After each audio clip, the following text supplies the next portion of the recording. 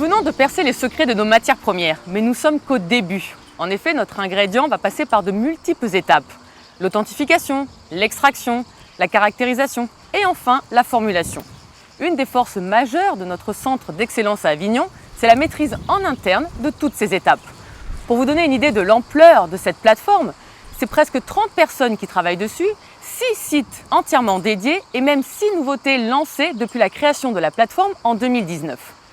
Je me tourne maintenant vers Mathieu et Maëlys pour aborder l'étape de l'authentification. Mathieu, tout simplement, cette étape est réalisée dans notre centre de recherche analytique à Avignon. En quoi consiste ce centre de recherche? Peux-tu nous en dire plus?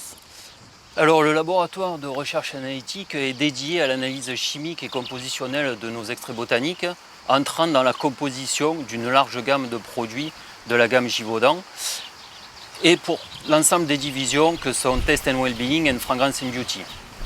Nous avons pour mission de développer et optimiser les méthodes existantes afin d'augmenter leur fiabilité, leur rapidité et qu'elles soient transposables pour les sites de production ainsi que nos sites dédiés à la chimie analytique. Je terminerai en disant que Active Beauty, notre branche cosmétique, possède un accès privilégié à notre plateforme puisqu'elle possède un ingénieur dédié en la personne de Maëlys Delcroix, présente parmi nous aujourd'hui. Très bien, mais en quoi sommes-nous différents de nos concurrents? La particularité de notre centre de recherche analytique est de concentrer en un même lieu l'ensemble des techniques analytiques qui vont nous permettre de pouvoir quantifier, caractériser, identifier et authentifier nos extraits botaniques.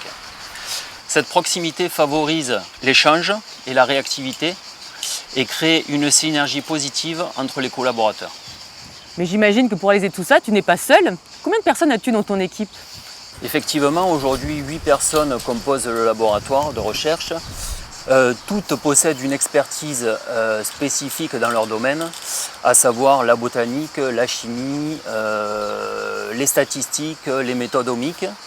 Et il faut savoir qu'aujourd'hui, pas moins de 4000 échantillons sont traités par année au sein du laboratoire. Impressionnant.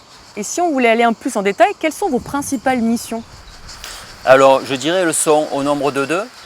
La première est de supporter via des méthodes existantes les développements de produits sous toutes leurs formes, que ce soit du développement depuis la R&D jusqu'à la commercialisation. On va effectuer également du support auprès de nos centres d'expertise dans les contrôles qualité par exemple ou au sein de certaines unités R&D. Enfin, la deuxième partie s'attachera plutôt à tout ce qui est le développement des méthodes analytiques à proprement parler sur des composés dont nous ignorons l'existence et dont nous voulons quantifier, dans les extraits. Et du coup, tu as évoqué les technologies d'analytique de pointe. J'imagine que c'est lié à certains équipements. Est-ce que tu pourrais nous dévoiler quelques petites pépites qui se cachent dans ton centre de recherche? Effectivement, aujourd'hui au sein du laboratoire de recherche analytique, nous travaillons essentiellement, et je dirais à 80%, sur des techniques de chromatographie liquide. Comme exemple, nous pouvons prendre la chromatographie sur couche mince ou HPTLC, dont on peut voir un exemple ici, qui permet d'obtenir une empreinte phytochimique complète, globale, d'un extrait botanique. Lorsqu'on va vouloir rentrer un peu plus dans le détail et dans l'identification et la quantification des composés, on va utiliser de la chromatographie liquide très souvent couplée à l'UV visible. On peut voir un exemple sur la recherche précise d'un chromatogramme à une longueur d'onde donnée. Mais bien entendu, on va trouver d'autres détecteurs tels que le réfractomètre, la fluorimétrie.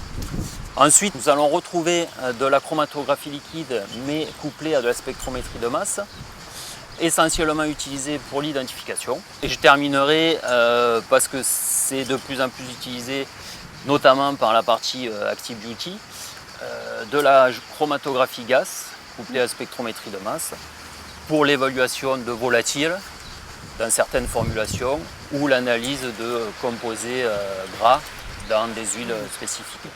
J'avais bien raison de parler de pépites. Mais du coup, il y a peut-être aussi d'autres types d'équipements un peu moins spécifiques. Est-ce que c'est le cas? Oui, alors on va trouver des techniques de spectrophotométrie Un exemple là, avec l'analyse du pouvoir antioxydant, ou dite analyse ORAC, de nos extraits. Donc l'idée est de travailler sur un préparateur d'échantillons et sur microplaques, de façon à optimiser le temps et le nombre d'échantillons analysés.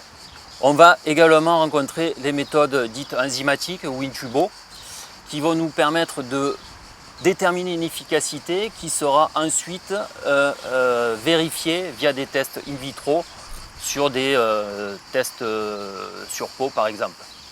Merci Mathieu pour tous ces détails. Bon, je sais que notre auditoire aime bien avoir des choses concrètes. Donc, une fois que la plante arrive dans le laboratoire, qu'est-ce qui se passe?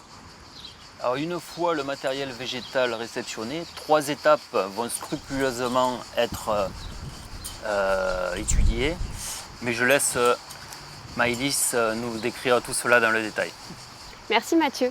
Donc en effet, une fois la plante sélectionnée, il est impératif d'authentifier le matériel végétal afin de connaître précisément le genre et l'espèce de la plante. En effet, des falsifications peuvent avoir lieu et ainsi avoir des conséquences sur la qualité, l'efficacité et la toxicité de l'ingrédient obtenu ensuite. Si on prend ensemble l'exemple de Gardenia, utilisé dans le développement de Synchronite, qu'on connaît tous. Il fait partie des rubiacées, il appartient au genre Gardenia et à l'espèce Jasminoide. Et en fait, c'est ce nom Gardenia jasminoide qui est très important, qui est le nom latin, puisqu'il nous permet à tous de parler de la même plante. Attention Mélanie, il ne faut pas le confondre avec le nom vernaculaire, qui correspond au nom commun donné à la plante et qui peut varier en fait d'une personne à une autre. J'imaginais des noms complexes, mais on est en plein dedans. Et concrètement, quelles sont les étapes qui sont réalisées en fait et pourquoi? Donc pour cela, nous avons mis en place l'ID-Pack. Il correspond à un pack d'identification botanique qui se base sur le triptyque suivant, comme vous pouvez le voir à l'écran. Une analyse macro et microscopique du matériel végétal, une analyse ADN et une analyse phytochimique. Donc je vous propose maintenant de décrire les 3 étapes qui permettent ensemble d'authentifier le matériel végétal. L'analyse macro et microscopique consiste à observer la partie de la plante utilisée. Cela peut être les feuilles, les fleurs, les racines, les tiges, afin d'identifier les éléments caractéristiques à l'espèce végétale. Pour l'étude macroscopique, nous utilisons des ouvrages de flore botanique et des pharmacopées. L'étude microscopique permet quant à elle un grossissement jusqu'à 1000 fois pour permettre d'observer la structure des cellules et des tissus végétaux. Donc tu nous as parlé de plusieurs étapes. Faisons un point maintenant sur l'analyse ADN. Chaque plante présente une signature génétique unique. Pour cela, nous faisons donc appel à des experts afin d'authentifier le matériel végétal à partir de leur séquence ADN. Pour cela, des technologies innovantes, comme le barcoding par exemple, permettent d'extraire l'ADN du végétal grâce à l'amplification des marqueurs génétiques qui permettent et qui facilitent la détection. Donc une fois que on a extrait la séquence ADN, elle est comparée à une base de données et permet donc de confirmer le genre et l'espèce de la plante utilisée. Très bien. Et donc, 3e étape. Une analyse phytochimique est réalisée par une technique chromatographique. Cela peut être liquide, gaz ou sur couche mince en fonction des composés visés.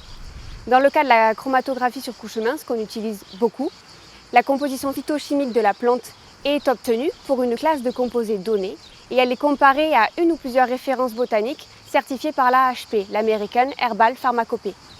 Ainsi, on peut observer, comme vous pouvez le voir à l'écran, des similitudes ou des différences entre la référence botanique et la plante utilisée. Et donc, grâce au profil phytochimique, on peut donc déterminer le genre et l'espèce de la plante. Donc ça y est Mélanie, on connaît maintenant le genre et l'espèce de la plante.